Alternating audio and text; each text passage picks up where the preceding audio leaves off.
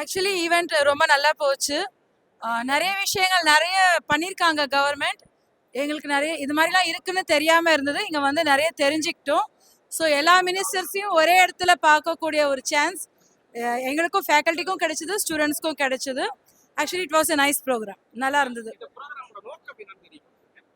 Obviously எலெக்ஷன்ல vote போடுறது அதுக்காக தான். It's like a campaigning, right? So இது கேம்பெயினிங் மாதிரி தான் நினைக்கிறேன்.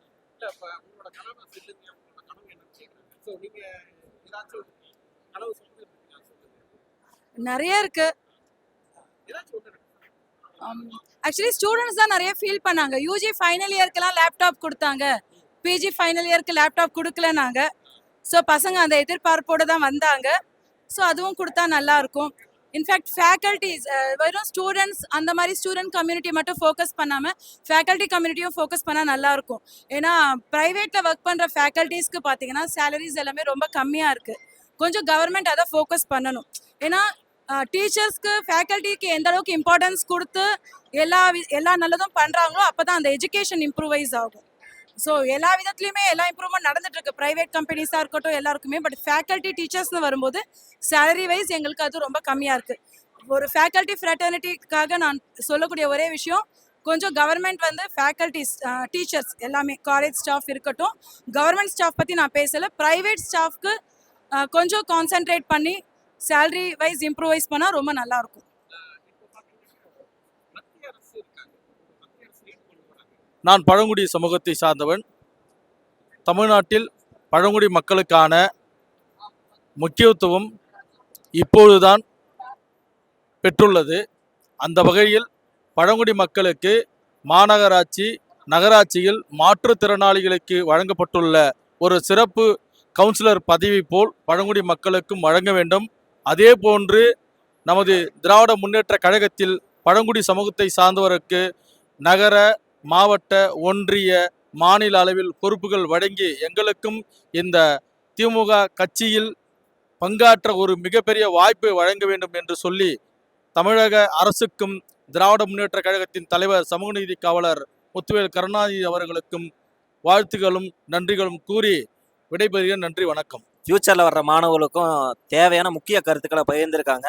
மற்றதெல்லாம் வந்து பார்த்திங்கன்னா நியூஸ் பேப்பர்லேயும் வரும், நியூஸ் சேனல்லையும் வரும். பாருங்கள், தெளிவான விளக்கங்களும் தெளிவான உரைகளும் இருக்கும். என்னோட கனவுகள், நான் வந்து பார்த்திங்கன்னா ஐஏஎஸ் ஆகணுன்ட்டு ஆசை. இப்போ அதை எய்ம் பண்ணி தான் ஃபோக்கஸ் பண்ணி போயிட்டுருக்கேன் நான். ஆமாம்,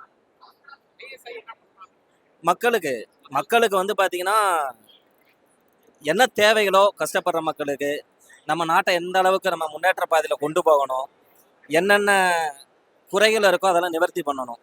அதாவது ஒரு சில மாணவர்கள்லாம் வந்து பார்த்திங்கன்னா நிறைய இடத்துல வந்து பார்த்திங்கன்னா நம்ம அரசு வந்து பார்த்திங்கன்னா மோஸ்ட்லி கல்விக்கு முக்கியத்துவம் கொடுத்து நல்லா மேல்வரை கொண்டாட்டாங்க. இன்னும் ஒரு சில மாணவர்கள் வந்து பார்த்திங்கன்னா படிப்பை ட்ராப் அவுட் பண்ணிட்டுலாம் போகிறாங்க. அவங்களுக்கு இன்னும் அவேர்னஸ் பண்ணி அவங்கள படிப்புகளை கொண்டு வந்து அவங்களோட வாழ்வாதாரத்தையும் அவங்க பெற்றோரோட வாழ்வாதாரத்தையும் முன்னேற்றணும். இதுதான் என்னோட குறிக்கோள். தேங்க்யூ. நிறைய இவங்க இது வரைக்கும் பண்ணது எல்லாமே சொன்னாங்க. கட்சியில் இந்த 5 வருஷம் நடந்த எல்லாமே வந்துட்டு சொன்னாங்க. அவங்க எனக்கு இந்த கல்ச்சரல்ஸ் அவங்க பண்ணியிருந்தது எல்லாமே வந்துட்டு ரொம்ப பிரம்மாண்டமாக இருந்துச்சு. பார்க்குறதுக்கு ரொம்ப என்ஜாய் பண்ண மாதிரி இருந்துச்சு. எங்களுக்கு வந்துட்டு இந்த ஃபின்டெக் பில்டிங் அவங்க எது திறந்தது அண்ட் அவங்க நிறைய இன்ஃப்ராஸ்ட்ரக்சர் டெவலப் பண்ணியிருந்தாங்க. அது எல்லாமே எங்களுக்கு பிடிச்சிருந்துச்சு. எங்களோட ஃபியூச்சர் கனவு என்ன அப்படின்னா எஜுகேஷன் எல்லாருக்குமே ஈஸியாக கிடைக்கணும் அப்படின்னு ஒரு கனவு.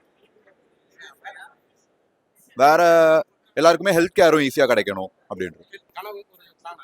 இல்லை, நாங்கள் வந்து பிஜி ஸ்டூடெண்ட்ஸு, எம்எஸ்சி சைக்காலஜி படிச்சுட்டு இருக்கோம். இப்போ ஸ்டாலின் சார் வந்து லேப்டாப் எல்லாம் வந்து யூஜி ஸ்டூடெண்ட்ஸ்க்கு எல்லாம் கொடுத்தாரு. அது ரொம்ப யூஸ்ஃபுல்லாக இருக்குது. ரொம்ப நாங்கள் பிஜி ஸ்டூடெண்ட்ஸ், இப்போ எங்களுக்கு தீசஸ் ஒர்க் இருக்குது, லேப்டாப்பில் நிறைய ஒர்க் இருக்குது. பிஜி ஸ்டூடெண்ட்ஸ்க்கும் லேப்டாப் கொடுத்தா ரொம்ப யூஸ்ஃபுல்லாக இருக்கும்னு நினைக்கிறோம். அது இல்லாமல் ரொம்ப கஷ்டமாக இருக்குது எங்களுக்கு ஒர்க் பண்ணலாம். அது மட்டும் அவர் பண்ணி கொடுத்தாருன்னா. ஈவெண்ட் ரொம்ப சூப்பராக இருந்துச்சு, நல்லா இருந்துச்சு. ரொம்ப ஆர்கனைஸ்டாக இருந்துச்சு. வாலண்டியர்ஸ் எல்லாருமே வேணுன்றதை பார்த்து பண்ணாங்க. நல்லா ஈவெண்ட்லாம் சூப்பராக இருந்துச்சு. தெரிஞ்சுக்கிட்டதுன்றது பார்த்தோன்னா இவ்வளோ இருக்குது அப்படின்றது இப்போதான் நாங்கள் வந்து இவ்வளோ விஷயம் இருக்குன்றதே எங்களுக்கு இங்கே வந்து தெரிஞ்சது. யூஸ்ஃபுல்லாக இருக்குது, நிறைய விஷயம் தெரிஞ்சுக்கிட்டோம். கனவுகள் மேம்படும் நிகழ்ச்சிக்காக வந்திருக்கோம். இந்த ப்ரோக்ராம் நல்லா தான் போயிட்டுருக்கு. நாங்கள் ஃபஸ்ட் டைம் வந்திருக்கோம். கொஞ்சம் நல்லா தான் போயிட்டுருக்கு. எக்ஸ்பீரியன்ஸ் நல்லா தான் இருக்குது. பட் நாங்கள் இந்த அளவுக்கு நடக்குமா நாங்கள் பார்க்கல. ஸோ நல்லா தான் இருக்குது. நங்கநல்லூர். ஆமாம், கவர்மெண்ட் ஆர்ட்ஸ் காலேஜ்லேருந்து வந்திருக்கோம். காலேஜ்லேருந்து எம்ஏ இங்கிலீஷ் படிச்சுட்ருக்கேன். ஃப்யூச்சர் கனவு வந்துட்டு என்னன்னா, நான் என்னோடய ஸ்டடீஸ் ரிலேட்டடாக தான் எனக்கு இருக்குது. இப்போது ஸ்டடீஸ் ரிலேட்டடாக நெக்ஸ்ட்டு ஹையர் டிகிரி பண்ணணும். ஸோ அதுக்கு வந்து இப்போ கூட நியூவாக ஒரு இது வந்து சொல்லியிருக்காங்க. அது கொஞ்சம் ஹெல்ப்பாக தான் இருக்கும். ஆமாம் ஆமாம். ஸ்டூடெண்ட்டாக சொன்னால் ஓகே தான் சார். நல்லா தான் பண்ணிகிட்ருக்காங்க. ஆமாம் ஆமாம். இப்போது எங்களுடைய ஹையர் ஸ்டடீஸ் பிஜிலே பார்த்திங்கன்னா கேர்ள்ஸ் தான் நிறைய பேர் படிக்கிறான்ற அளவுக்கு சொல்கிறாங்க. ஸோ எங்களுக்கு நல்லா தான் இருக்குது. தேங்க்யூ. அதாவது தமிழ்நாடு முதலமைச்சர் தமிழ்நாடு அரசுல உங்க கனவை சொல்லுங்க அப்படின்ற ஒரு சிறப்பான திட்டத்தை கொண்டு வந்திருந்தாங்க. அது மூலயமா 1.6 கோடி மக்கள் கிட்ட போயிட்டு 50,000 தன்னார்வலர்கள் மூலயமா அவங்களோட கனவு என்னன்னு, அதாவது குழந்தைகள்ல இருந்து, மாணவர்கள்ல இருந்து, தாய்மார்கள்ல இருந்து, பாட்டிமார்கள்ல இருந்து, வேலைக்கு போறவங்கள்ட்ட இருந்து, அதே மாதிரி தினக்கூலிகள்ட்ட இருந்து, அது நல்ல ஒரு அறிஞர்கள்ட்ட இருந்து, அதே மாதிரி நல்ல ஆசிரியர்கள் கிட்ட இருந்து, கல்லூரி விரிவுரையாளர்கள்ட்ட இருந்து, ஏன் ஒரு ஒரு கல்லூரியில அதே கல்லூரி செக்யூரிட்டி வேலை செய்யறவர்கிட்ட இருந்து, அதே ஒரு அரசு ஊழியர்கிட்ட இருந்து எல்லாருக்கிட்டையும் அவங்கவுங்களுக்கு ஒரு கனவு இருக்கும். அந்த கனவு என்னன்னு தெரிஞ்சுக்கிறத உங்க கனவு கொடுங்க ஒரு ஃபார்ம் மூலியமா எழுதி வாங்கி அவங்களுடைய கனவை கேட்டு தெரிஞ்சுக்கிட்டாரு. இப்போ வந்து ஒரு சின்ன பையன் கிட்ட போயிட்டு குறுகிய கால கனவு என்னன்னு கேட்டா, எனக்கு இப்போ வந்து ஒரு ஸ்போர்ட்ஸ் கிட் வாங்கணும்னு சொல்லுவான். அது குறுகிய கனவு ஒரு பிளே ஸ்டேஷன் வாங்கணும்னு சொல்லுவான். அந்த மாதிரி கேட்பான். அதே வந்துட்டு லாங் டேர்ம் கனவு கேட்டா எனக்கு ஐபிஎஸ் ஆகணும், எனக்கு ஐஏஎஸ் ஆகணும், அந்த மாதிரி டாக்டர் ஆகணும், இந்த மாதிரி ஒரு கனவு இருக்கும். அந்த டாக்டர் கனவுக்கு நமக்கு நீட்டு வச்சு ஒரு பெரிய வேட்டு வச்சுட்டாங்க. ஆனா அந்த மாதிரி வந்துட்டு ஒருத்தவங்களுக்கு அந்த சின்ன குழந்தைக்கு இருக்கிற கனவு, அதே வந்து ஒரு 25 வயசு 30 வயசு இருக்கவங்கள்ட்ட போயிட்டு கேட்கறப்ப அவங்களுக்கு ஒரு விஷயமான ஒரு கனவு இருக்கும். என்னோட வீட்டில் இருக்கவங்களுக்கு ஒரு நல்ல ஒரு வீடு வேணும், அவங்களுக்கு ஒரு நல்ல சமூகத்தில் ஒரு நல்ல அந்தஸ்து வேணும், நல்ல மரியாதை வேணும், அவங்களுக்கு வந்துட்டு பொருளாதார தடை இல்லாமல் எந்த சிக்கல் இல்லாமல் இருக்குன்னு சொல்லுவோம். அதே ஒரு வயசானவங்களுக்கு ஒரு 50 வயசுல உள்ளவங்களுக்கு கேட்டீங்கன்னா, என் குழந்தைங்களுக்கு கல்யாணம் பண்ணி வைக்கணும், நாங்கள் எப்படி வாழ்ந்தோமோ எங்களை விட ஒரு அடுத்த தரத்தில் எங்களோட சங்கதியினர் வந்துட்டு வாழணும், அந்த மாதிரி ஒரு கனவு இருக்கும். அவங்களுக்கு ஒரு லாங் டேர்ம் கனவுன்றது அப்படிதான் இருக்கும். ஸோ இந்த மாதிரி எல்லாருக்கும் ஒரு கனவு இருக்குதுல்ல, அதே மாதிரி நம்மளுடைய தமிழ்நாட்டை 5 வருஷம் சிறப்பாக ஆட்சி சேர்ந்த நம்மளுடைய மாண்பு முதலமைச்சரோட கனவு அடுத்த 5 ஆண்டுகள் தமிழ்நாடு எப்படி வளரணும், அந்த கனவு தான் உள்ள நம்மளுடைய முதலமைச்சர் அவர்கள் ரொம்ப அழகா அவருடைய கனவு, அதாவது அவருடைய பிள்ளைகளா நம்மளை பாக்குறாரு. அவர் அப்பா, அதாவது ஆதரவற்றவர்கள் அவர் அப்பான்னு அழைக்கிறாங்க தமிழ்நாட்டில். அது எதர்ச்சியாக நடந்த செயல், அவர் அப்பா நினைச்சாங்க. அப்போ அப்படிப்பட்ட தமிழ்நாட்டில் அவருடைய பிள்ளைகளாக இருக்கட்டும், தமிழ்நாட்டு மக்களை தன்னுடைய குடும்பமாக நினைக்கக்கூடிய முதலமைச்சர் அவர்கள் அவருக்கான கனவு எப்படி அவங்கள உயர்த்தணும், அவங்களுக்கான சமூகத்தில் அவங்களுக்கு என்னென்ன திட்டங்களை கொண்டு வரணும் அப்படின்னு சொல்லி அவரோட கனவு சொல்றாரு. என்ன சொல்றாருன்னா, நகர்ப்புறத்துக்கும் கிராமப்புறத்துக்கும் இருக்கக்கூடிய வித்தியாசங்கள், வேற்றுமைகள், அதாவது நகரத்தில் எல்லாமே ஈஸி ஆக்சசபிளாக இருக்கும். ஆனால் கிராமத்தை பொறுத்தவரை ஒரு விஷயம் தேவைன்னா நம்ம ஒரு நகரத்துக்கு போகணும், டவுனுக்கு போகணும் அப்படின்றதுன்னா அந்த ஒரு இடைவெளியை குறைக்கணும், எல்லாருக்கும் எல்லாமே அவைலபிளாக இருக்கணும் அப்படின்ற ஒரு சுச்சுவேஷனை கொண்டு வரணும். அதாவது தமிழ்நாட்டை வந்து 1 ட்ரில்லியன் எக்கனாமியாக கொண்டு வருதுன்றது ஒரு உயர்ந்த இலக்கு 2030க்குள்ள. ஆனால் அந்த இலக்கை வந்து அடையணும்னா அதுக்கு வந்து எல்லாரோட கான்ட்ரிபியூஷன் தேவை. எல்லாரையும் சாட்டிஸ்ஃபை பண்ணாதான் தமிழ்நாட்டு மக்கள் எல்லாரையும் சாட்டிஸ்ஃபை பண்ணுறது ரொம்ப கஷ்டம். ஏன்னா விமர்சனம் வந்து ஒருத்தர் வித்தியாசமா வைப்பாங்க. அப்போ எல்லாரோட விமர்சனத்தையும் கலைஞ்சு எல்லாருக்கும் ஒரு முன்னேற்றம் வேணும், எல்லாருக்கும் ஒரு வளர்ச்சி வேணும். அவங்கவுங்களோட வளர்ச்சி என்னன்னு நம்ம கொண்டு போய் சேர்க்கணும்னா அவங்களுக்கு என்ன தேவைன்றதை தெரிஞ்சுக்கணும். அந்த தேவையை தெரிந்து கொள்ளதான் உங்க கனவை சொல்லுங்கன்னு முதலமைச்சர் வீடு வீடா போய் தமிழ்நாட்டில் இருக்க எல்லாரையும் அவங்க தேவைகளை தெரிந்து, அவங்க கனவுகளை தெரிந்து அதை செயல்படுத்தி தரப்போகிறார். அவரோட கனவு தான், அதாவது எல்லாரோட கனவை செயல்படுத்துறது தான் அவரோட கனவுன்னு சொல்லி நம்மளுடைய முதலமைச்சர் அவர்கள் மிக தெளிவாக சொல்லியிருக்காங்க. அதற்கான நிகழ்ச்சி தான் இந்த நிகழ்ச்சியில முதலமைச்சர் சொல்லியிருக்காரு. ஒரு அமைச்சர்களும் சொன்னாங்க அவங்கவுங்க என்னென்ன சாதனைகள் பண்ணியிருக்காங்க. குறிப்பா வந்து திமுக அரசு வந்தாலே எப்பவுமே வந்துட்டு அவங்க மேல ஒரு விமர்சனம் வைப்பாங்க. நீங்க வந்து இந்துக்களுக்கு எதிரி, ஒரு மதத்துக்கு எதிரான நாத்திகத்தை நீங்க பண்றீங்க எப்படி சொல்றாங்க. ஆனா அடிச்சு சொல்றேன், 4000 கோயிலுக்கு குடமுழுக்கு செய்து வைத்தது எந்த விமர்சகர்களால் இந்துக்கள் எதிரியா ஒரு அரசு சொல்றாங்களோ அந்த அரசு தான் 4000 கோயிலுக்கு குடமுழுக்கு செய்து வச்சது.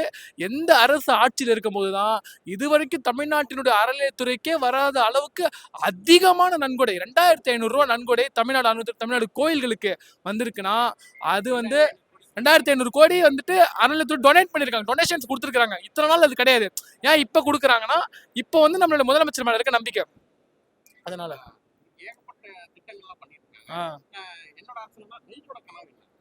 என்னோட கனவு வந்துட்டு சமத்துவமான ஒரு சமுதாயம், அனைவருக்கும் கல்வி, பெண்களுக்கான வாழ்க்கையில வந்துட்டு அவங்களுக்கான அங்கீகாரங்கள் அளிக்கப்படணும். அது மட்டும் இல்லாம அடித்தட்டு மக்களுக்கு அவங்க வாழ்க்கையில முன்னேறி அவங்க வந்து சிறந்த ஒரு நல்ல இடத்துக்கு போகணும். அது ஏன்னா வந்துட்டு நான் சின்ன வயசுல ஜாதிய வேற்றுமை தீண்டாமையிலிருந்து எல்லாத்தையும் நான் பார்த்துருக்கிறேன். தாண்டி மக்கள் எல்லாம் சகோதரத்தோட சமத்துவத்தோட எல்லாரும் இந்த சமூகத்துல ஒரு அடையாளத்தோட பொருளாதார எல்லாருமே வந்து பொருளாதார ரீதியா வளர்ச்சி பெற்று வளர்ச்சின்னு நினைக்கிறேன். புரியல உங்க கொஸ்டின் எனக்கு. நீட் நீட் ஆக்சுவலி நீட்ன்றது ஒரு குவாலிஃபைங் எக்ஸாம் தான். ஸோ அது அது இருக்கிறதுனால எதுவும் ஸ்டூடெண்ட்ஸ் அதுக்கு ப்ரிப்பேர் பண்ணிக்கிறது நல்ல விஷயம்தான். பட் ஒரு விஷயம் பார்க்கும்போது ரொம்ப ரூரல் ஏரியாஸ் இருக்கிறவங்களுக்கு அதுக்கு கோச்சிங் கிளாஸஸ் அங்கே ப்ராப்பராக கிடைக்கிறது இல்லை. ஸோ கோச்சிங் கிளாஸஸ்க்கு செலவு பண்ணக்கூடிய பண வசதி அவங்களுக்கு இல்லை. ஸோ நம்ம அவங்க சைட்லேருந்து பார்த்தோம்னா அது அவங்களுக்கு ஒரு கஷ்டமான விஷயம்தான். சிட்டி சைடில் அது அவங்களுக்கு ஆப்பர்ச்சுனிட்டிஸ் கிடைக்குது, ரூரல் ஏரியாஸில் அவங்களுக்கு அந்த ஆப்பர்ச்சுனிட்டிஸ் கிடைக்கல.